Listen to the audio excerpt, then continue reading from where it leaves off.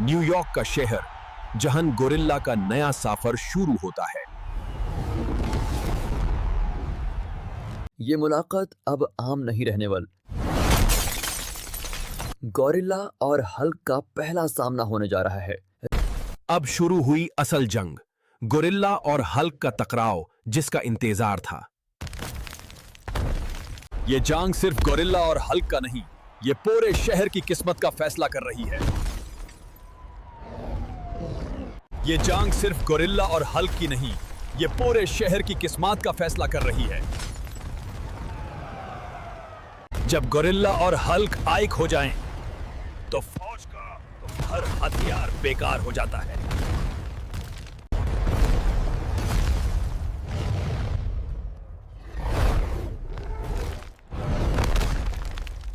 دو دشمن اب ایک دوسرے کے ساتھی بن گئے ہیں۔